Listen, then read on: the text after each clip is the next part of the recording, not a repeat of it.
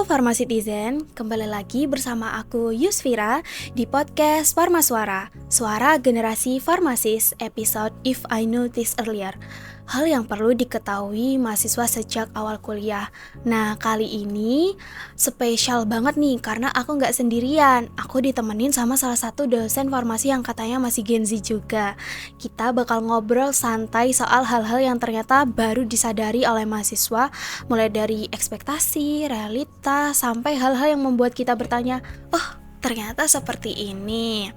Nah, sebelum mulai ngobrol, boleh dulu dong Ibu dosen yang cantik ini memperkenalkan diri terlebih dahulu. Ya, terima kasih Mbak Yusfira. Perkenalkan, nama saya Sania Grace Natasha Putri. Saya merupakan dosen analisis farmasi di program studi S1 Farmasi IIK Baktiwiyata. Wah, boleh, keren sekali Bu Sania ini. Bagaimana Bu kabarnya pagi ini? Luar biasa, baik Mbak. Alhamdulillah, kegiatannya akhir-akhir ini mungkin boleh diceritakan apa Bu? Kegiatannya sih hampir sama ya, setiap harinya ya, praktikum, terus ngajar teori gitu. Seperti itu, praktikum Analisis bergelut ya, dengan informasi. reagen-reagen seperti Iya, itu ya Bu. betul.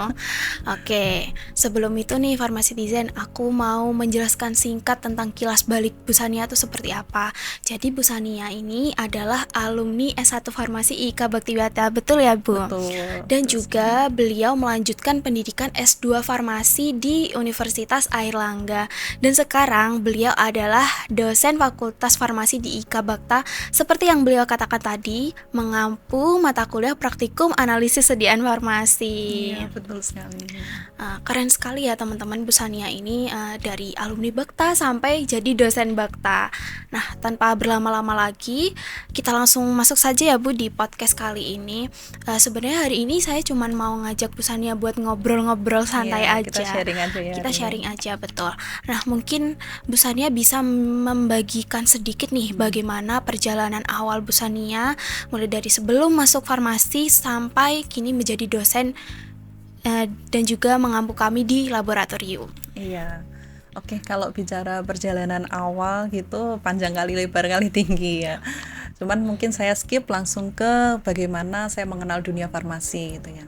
Nah, sebelum saya mendaftar di S1 Farmasi itu betul-betul no clue gitu. Jadi Nggak ada bayangan sama sekali. Betul, nggak ada bayangan sama sekali, nggak ada informasi apa-apa gitu farmasi itu apa gitu.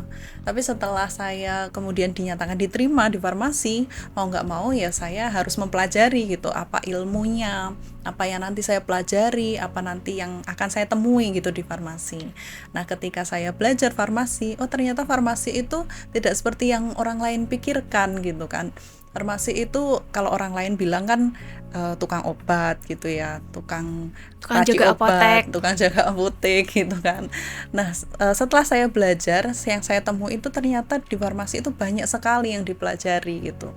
Mulai dari obat, perjalanan obat gitu, bukan hanya perjalanan obat dalam tubuh, tapi juga bagaimana obat itu mulai dari direncanakan gitu ya, diproduksi, penjaminan mutunya, sampai diberikan ke pasien, pelayanan farmasi klinisnya, lalu sampai itu berdampak di masyarakat, pengembangan kebijakannya dan lain sebagainya, itu bisa dipelajari di farmasi gitu. Nah, di situ saya tertarik gitu untuk semakin mendalami farmasi. Nah, tapi apakah setelah saya belajar gitu masuk ke farmasi itu semakin tercerahkan? Ternyata tidak ya. Ternyata tidak. Ternyata tidak. Tidak semudah itu ya Tidak farmasi semudah desain. itu. Ternyata semakin bingung gitu. Bingungnya karena ya itu yang dipelajari banyak, bidangnya itu banyak sekali gitu. Jadi saya bingung nanti waktu bekerja saya mau mengambil bidang yang mana gitu. Saya mau jadi farmasis yang seperti apa gitu. Nah, saya bingung itu. Dan di tengah-tengah kebingungan itu saya menemukan satu quotes gitu. Saya baca satu quotes. Oke. Masih opening quotes. Masih opening. Gak apa-apa. Opening sudah quotes. Iya, bunyinya quotesnya itu dalam suatu kebingungan. Jadi kebingungan itu adalah suatu proses belajar gitu. Dan itu nggak apa-apa gitu. Proses belajar kan nggak selalu dalam jalan yang lurus. Prosesnya itu nggak selalu lurus gitu. Kalau pasti jalan ada beloknya. Betul. Kalau jalan lurus kan kita tahu apa yang ada di depan gitu, apa yang mau kita temui. Nah, kebingungan itu seperti belokan tajam, betul seperti yang dikatakan. Belokan tajam kita nggak tahu apa yang ada nanti di depan gitu. Tapi ketika kita mau berusaha memutar setir gitu ya, untuk berbelok gitu untuk menemukan apa yang di depan, kita akan menemukan jawabannya gitu. Betul sekali, quotes yang sangat indah ya Farmasi Iya, Tizen. betul. Jadi buat teman-teman jangan merasa farmasi itu susah gini-gini. Sebenarnya itu betul. tetap bisa kita lalui asal kita mau berusaha. Betul sekali kan Bu Iya, Sania? betul. Kita mencari jawabannya, dan saya mencari jawabannya itu di S2 Ilmu Farmasi. Saya mengambil analisis farmasi. Dan sampai sekarang akhirnya Sampai bisa jadi sekarang, dosen iya. analisis farmasi. Betul. Keren sekali Bu Sania ini. Sesuai tema kita hari ini ya Bu. Menurut Bu Sania, apa hal yang penting banget yang seharusnya kita itu sudah tahu sejak awal kuliah, dan biasanya tuh malah kita ngehnya itu waktu belakangan? Iya. Pertanyaannya bagus banget ya, pembahasan hari ini bagus banget. Jadi apa yang sebetulnya kita harus tahu waktu awal perkuliahan gitu, yang biasanya di akhir-akhir kita menyesal gitu, kita baru ngehnya, Baru nyadari. Iya, baru menyadari. Nah, mungkin kita seringkali itu terbawa pemikiran di SMA dulu gitu. Mungkin kalian juga sering mendengar ya itu ya. Adaptasi ya Bu. Iya, pemikiran di SMA dulu gitu. Kalau SMA dulu kan kita terbiasa untuk menerima gitu kan. Menerima. Sudah dijadwalkan pelajarannya, terus materinya juga sudah ada. Mungkin kita tinggal berdiam diri gitu, terus ada tugas PR gitu kita kerjakan sudah tuh. Kalau SMA kan seperti itu. Tapi di perkuliahan ini beda gitu. Di perkuliahan ini kalian itu sudah dipersiapkan untuk nantinya masuk ke dunia kerja gitu. Jadi ilmunya mau diterima seperti apa, mau dikembangkan seperti apa, itu tergantung dari kalian gitu, individu masing-masing gitu. Belum tentu di satu kelas, walaupun pengajarnya sama, materinya sama, ilmu yang diterima oleh satu anak yang lainnya itu juga sama. Beda Peresapannya juga. beda juga. Peresapannya beda. Ada yang mungkin menerima ilmunya tapi ya udah lalu gitu aja. Ada juga yang menerima tapi kemudian memahami gitu kan. Tapi yang paling bagus adalah ketika kalian menerima ilmunya dan juga mengembangkannya itu. Nah, itu yang seringkali kalian lupa waktu di awal-awal kuliah itu. Awal-awal kuliah mungkin mikirnya udah yang penting slow aja, let it flow gitu, yang penting lulus di mata kuliah ini gitu ya. Nah, itu seringkali pemikiran seperti itu yang salah gitu. Kalian mulai dari semester 1 pun itu juga harus mengembangkan ilmunya. Nah, kenapa kita harus mengembangkan ilmu gitu kan? Karena kita tarik jauh ke depan gitu. Waktu nanti kalian sudah lulus S1 farmasi, kemudian ada yang bekerja atau ada yang meneruskan jadi apoteker gitu kan, pasti ujung-ujungnya kalian akan melamar pekerjaan gitu. Betul sekali. Ya, dan waktu melamar pekerjaan kalian membutuhkan CV. CV. Gitu, daftar riwayat hidup gitu kan. Nah, di dalam CV ini apa yang mau kalian cantumkan gitu kan? Apa cuman pendidikan saja gitu? Saya lulus dari sini IPK sekian gitu. Atau kalian ada nilai plusnya gitu yang mau ditampilkan di CV gitu. Nah, itu yang sering kali lupa gitu. Makanya di awal perkuliahan mulai semester 1 mulai harus direncanakan gitu. Saya bisa mengembangkan diri saya dengan ilmu saya itu mau seperti apa gitu. Pola pikirnya seperti itu. Jadi sebenarnya nggak cuma ngejar akademisnya, kita Betul, juga bisa mengejar betul. non akademis atau soft skillnya juga bisa dikejar ya Bu, supaya memikirkan ketika nanti kita terjun di dunia kerja kita mau ngapain aja. Iya, gitu. betul. Soft skill penting sekali. Pengembangannya juga bermacam-macam ya. Ada mungkin bisa magang gitu kan. Betul. Kalian kan sudah dilengkapi dengan fasilitas baik di sini di internal organisasi, ormawa, UKM itu kan juga termasuk fasilitas. Kalian bisa berorganisasi dengan baik, itu bisa digunakan untuk mengembangkan soft skill. Lalu kemudian kalau di eksternal ada sekarang kan sudah dibuka magang gitu, mahasiswa magang ada yang banyak membuka lowongan pekerjaan itu remote worker itu juga banyak. Lalu bisa juga kalian lewat aktivitas-aktivitas gitu, volunteer di kegiatan ini, di pengabdian masyarakat ini itu juga bisa. Dicatat ya Farmasi Tizen. Jadi pengembangan soft skill itu juga penting untuk betul. juga menambah pengalaman kita selama kuliah. Oke Bu Sania, selanjutnya saya mau bertanya seperti ini. Kan banyak tuh mahasiswa yang menganggap farmasi itu cuma sekedar hafalan.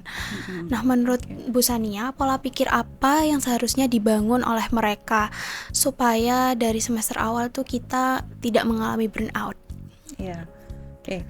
Kalau menghafal, apakah itu salah? Sebetulnya tidak ya, tidak sepenuhnya salah gitu. Karena belajar itu memang memahami dan menghafal gitu.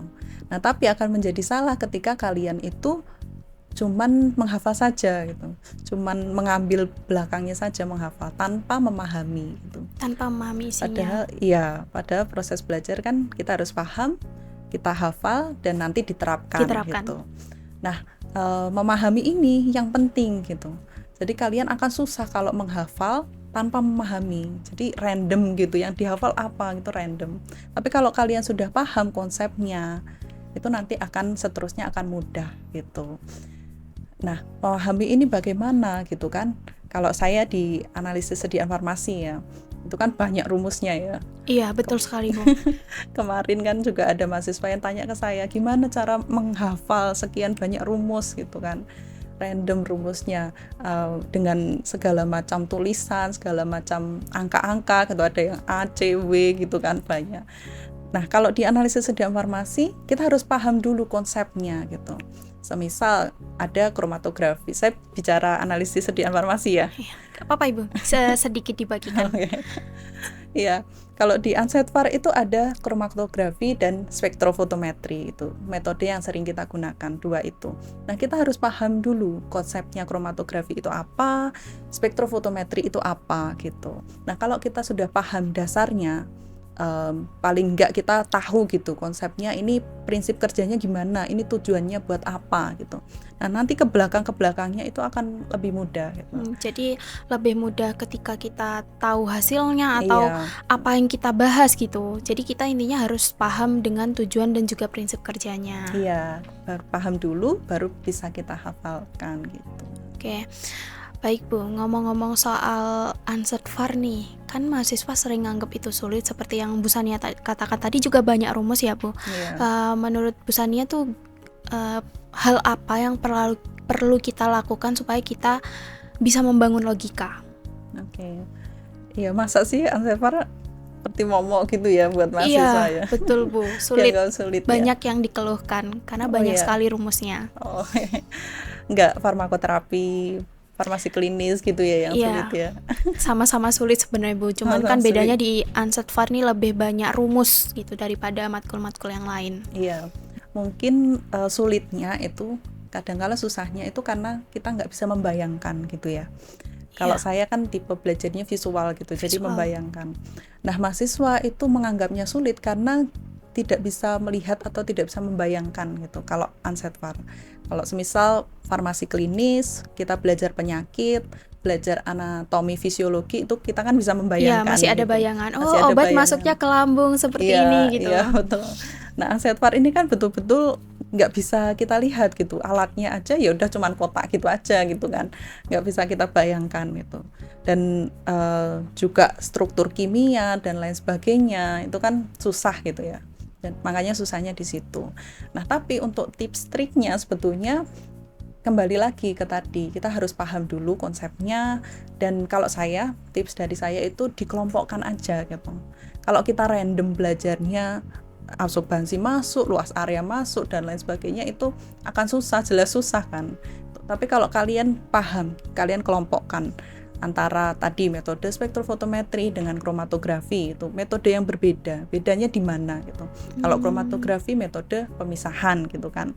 Kalau spektrofotometri kita belajar penyerapan sinar cahaya gitu. Itu dua metode yang berbeda. Nah, kromatografi kita belajar tadi luas area dan lain sebagainya. Jadi kalau ada kasus atau ada soal gitu tentang luas area, kita nggak nyari-nyari itu di spektrofotometri gitu kan. Kita langsung paham, oh itu metodenya kromatografi gitu. Kalau lagi spektrofotometri absorbansi, nah kita carinya di spektro gitu, nggak di kromatografi. Oke, jadi tetap belajar tapi kita mengelompokkan, gak semuanya dimasukin gitu ya Bu, supaya tidak burnout dan logikanya tetap jalan. Oke, Betul sekali. keren sekali Bu Sania ini memang ya. Terus ini Bu, kalau misal kita udah menjalani itu semua, kan kita di farmasi penuh nih. Bu Sania tuh dulu gimana sih caranya membagi waktu antara kuliah dan juga kehidupan sosialnya Bu Sania tuh seperti apa? Mungkin bisa dibagikan Bu. Ya, banyak ya. Tadi kan saya di awal tadi ngomongnya harus kehidupan organisasi juga penting gitu kan. Tapi gimana caranya membaginya itu antara perkuliahan sama organisasi Kan gitu kita ya. pasti sesekali juga pengen main Juga ya. pengen nongkrong Pengen seperti nongkrong itu. juga. Iya, kalau membagi waktunya gimana? Pastinya setiap orang itu berbeda-beda ya. Itu kan merupakan seni gitu. Kalian membaginya bagaimana itu tergantung. Cuman yang bisa saya berikan sebagai masukan pastinya skala prioritasnya. Skala prioritas penting. Jadi saya nggak bisa katakan organisasi itu lebih penting dari pendidikan atau tidak lebih penting dari perkuliahan, atau sebaliknya saya tidak bisa katakan itu. Tapi kalian yang tahu skala prioritasnya gitu. Nah, contohnya saja bisa kan waktu praktikum terus kalian harus membuat laporan praktikum atau membuat ada pretest, posttest dan lain sebagainya. Nah, itu kalian pelajari ya pada waktu hari yang sama gitu. Jadi jangan menunda gitu. Kalau ada tugas membuat laporan, dikerjakan secepatnya gitu, sesegera mungkin. Kan masih fresh ya. Masih fresh. Nah, setelah itu sorenya bisa kalian berorganisasi, kalian kehidupan sosial dan lain sebagainya. Baru paginya kalian mempersiapkan lagi untuk perkuliahan gitu. Seperti itu. Jadi mungkin bisa dikerjakan dalam waktu yang berdekatan, atau ketika masih teman-teman baru keluar dari lab atau dari kelas itu kan biasanya masih inget nih tadi yang dipelajari apa saja kan. gitu. Jadi ketika kita seumpama membuat laporan atau kita mau mengerjakan soal itu masih ingatlah materinya itu kurang lebih seperti apa. Betul. Oke Bu, ngomong-ngomong organisasi nih tadi, menurut Bu Sania itu seberapa penting organisasi atau dunia luar kelas apapun deh Bu untuk membentuk karakter seorang farmasis? Ya, sangat-sangat penting ya, sangat-sangat penting. Seperti contohnya, saya langsung ke contoh aja ya. Mbak Yusvira punya kemampuan untuk berkomunikasi dengan baik, dengan tata bahasa yang baik. Alhamdulillah, terima kasih Bu. Iya, juga suka sastra, suka menulis gitu ya Mbak. Betul ya. sekali. Nah, itu juga diperlukan dalam dunia farmasi. Sebagai seorang farmasis, bagaimana mengkomunikasikan kita pelayanan obat ke pasien dengan baik, itu juga dibutuhkan keterampilan berkomunikasi dengan baik. Terus kemarin saya juga, dan hari ini saya juga dihubungi oleh Humas gitu ya Mbak Putri. Walaupun bekerjanya di balik layar gitu, tapi saya juga dihubungi dengan tata bahasa yang baik, menyampaikan maksud tujuannya dengan baik. Itu juga diperlukan ketika kita jadi farmasis, kita misalnya aja mendapatkan resep yang tidak sesuai indikasi obatnya dengan keluhan pasien gitu ya. Nah, kita juga harus bisa menyampaikan maksud tujuan kita ke tenaga medis yang lainnya. Kita konfirmasi ke dokter gigi, apakah memang sesuai gitu resepnya. Itu diperlukan. Nah, skill-skill ini itu bisa terbentuknya atau wadahnya itu di organisasi juga gitu. Makanya sangat penting. Sangat penting ya Bu. Oke, setelah ngomongin organisasi nih Bu, saya mau membagikan sedikit pengalaman. Sebenarnya bukan pengalaman saya, pengalaman teman-teman saya yang kadang itu merasa salah jurusan di farmasi. Mungkin ada satu nasihat atau kalimat penyemangat dari Bu Sania kepada mereka yang merasa salah jurusan di farmasi. Iya. Kebetulan bukan psikolog ya. Tapi kalau boleh satu paragraf. Boleh. Ya. Gini. Coba kalian ambil gitu ya satu kemasan obat. Satu aja, nggak usah dibuka, cuman diperhatikan saja, diambil. Terus kemudian kalian pikirkan gitu. Kadang itu farmasi seperti satu kemasan obat itu gitu. Jadi orang melihatnya itu nggak kelihatan gitu. Bekerjanya di balik layar atau tidak banyak menerima pujian dibandingkan profesi yang lainnya gitu. Tapi kalau kalian perhatikan lagi dalam satu kemasan obat itu ada ratusan orang yang bekerja di dalamnya gitu. Ada yang mencurahkan ilmunya, ada yang mencurahkan seluruh tenaganya untuk membuat satu kemasan obat itu. Dan dari satu kemasan obat itu ada ribuan orang yang merasakan manfaatnya dari satu kemasan obat itu gitu. Tuh. Ada yang sembuh, ada yang bisa beraktivitas lagi, ada yang punya harapan hidup lagi gitu. Nah, pertanyaannya, apa kalian mau jadi bagian dari itu gitu? Jadi kalau lagi merasa capek, lagi merasa burn out gitu, nggak bisa gitu kan, diam dulu aja gitu. Lalu kemudian berpikir, ini adalah suatu proses pembelajaran gitu, yang nantinya mempersiapkan kalian jadi bagian yang bermanfaat bagi banyak orang. Keren sekali Bu Sania ini memang jujur ketika tadi Bu Sania ngomong membayangkan satu kemasan obat, saya langsung mind blowing. Oh iya juga ternyata ya, karena saya sebagai mahasiswa yang masih semester 4 tuh kadang juga merasa kesulitan. Terus setelah mendengar Bu Sania membicarakan ini, saya juga berpikir, iya juga ya ternyata dengan peran satu obat itu saja kita itu bisa menyelamatkan beberapa penyakit, bahkan kita mungkin bisa dibilang menyelamatkan nyawa manusia ya Bu, seperti itu. Oke, keren sekali memang Bu Sania ini ya. Sebagai penutup ini Bu, kan kita sudah hampir habis ya waktunya Bu. Sebagai penutup perbincangan kita yang sangat luar biasa ini, mungkin Bu Sania bisa memberikan closing statement atau nasihat kepada Pharmacitizen yang sedang mendengarkan podcast ini. Nggak kerasa ya. Nggak kerasa, tiba-tiba sudah mau habis waktunya. Iya, sebagai closing statement dari saya ya, buat mahasiswa farmasi Gen Z saat ini, tetap semangat belajarnya, karena kita tahu seorang farmasis itu adalah long life learner gitu ya, terus belajar mengikuti perkembangan dunia kesehatan saat ini gitu. Dan ketika kalian belajar, kalian merasa suntuk, kalian merasa capek gitu, nggak semangat lagi, itu tetap diam dulu sejenak, nggak apa-apa gitu, tapi kemudian bangkit lagi untuk mencapai tujuan kalian. Nah, kalau sudah ada di tujuan kalian itu tetap rendah hati gitu. Karena dunia kesehatan itu bukan hanya membutuhkan farmasis yang pintar, tapi farmasis yang peduli dan melayani dengan hati. Oke, keren sekali memang closing statement dari Bu Sania ini. Intinya seperti itu ya teman-teman, kita sebagai tenaga kesehatan kita harus tetap baik hati, rendah hati. Karena apa? Karena kita itu melayani pasien, seperti itu. Kita itu bukan pekerja yang individualis, tapi kita harus memberikan energi sosial yang baik untuk orang-orang sekitar kita. Mungkin dari Bu Sania juga ada kesan pesan nih kepada kita BEM Fakultas Farmasi dan juga pendengar setiap podcast ini. Ada kesan pesan nggak Bu? Iya betul. Oke, kalau kesan pesannya waktu pertama kali dihubungi itu sebetulnya kaget ya, karena kan saya masih baru juga di sini gitu, baru juga belajar di sini gitu. Tapi melihat kalian teman-teman itu menghubunginya dengan baik, lalu kemudian menyampaikannya juga dengan baik gitu, saya jadi semangat gitu, ikut semangat untuk saat ini hadir di podcast ini itu bisa dikembangkan lagi, mungkin bukan hanya 1 tahun sekali gitu, tapi 1 bulan sekali atau 1 minggu sekali gitu kan bisa nanti akan disampaikan mungkin Bu ke panitia yang di balik layar. ya mungkin itu pesan-kesan dari saya.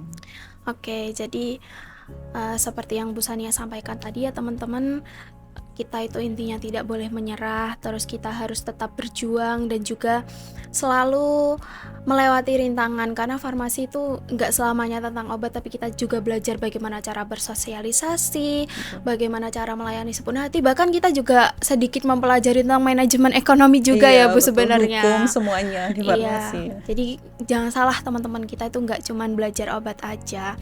Nah, saya juga mengucapkan terima kasih sebanyak-banyaknya kepada Bu Sania karena telah berkenan hadir dan juga membagikan pengalamannya di podcast kali ini. Ya, saya juga yang terima kasih sudah diundang. Baik, berterima kasih kembali dan juga memasuki sesi yang terakhir ini ya teman-teman. Penutup, saya ucapkan maaf yang sebesar-besarnya dan juga saya Yusfira memohon maaf apabila ada kata-kata yang kurang berkenan kepada Bu Sania dan juga kepada para penonton yang sedang menyaksikan podcast ini. Saya mohon maaf sebesar-besarnya apabila ada salah kata. Sebelum saya tutup di sini, bersama Ibu Sania kita sudah membahas pentingnya memahami ilmu farmasi sejak awal kuliah dan juga mengembangkan soft skill, membagikan pengalaman, dan juga dalam belajar ini mahasiswa itu perlu memahami konsep awal belajar tuh. Jadi tujuan kalian apa untuk belajar, prinsip kerja yang akan kalian lakukan itu seperti apa. Jadi ketika kalian sudah mengerjakan tugas atau mengerjakan laporan yang hendak kalian kerjakan tuh kalian paham, oh ternyata ini yang harus aku kerjakan.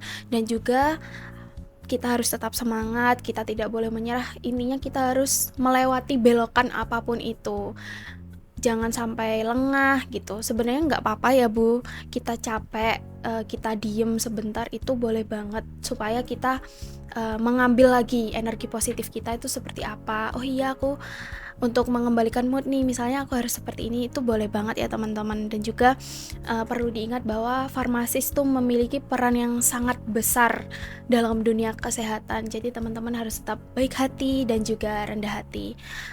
Karena waktunya juga sudah mulai hampir habis, saya Yusfira selaku host podcast hari ini, saya memohon maaf apabila ada kata-kata yang kurang berkenan kepada Ibu Sania dan juga kepada para farmasitizen yang sedang menyaksikan podcast ini. Akhir kata, see you in our next episode. Bye-bye. Bye-bye.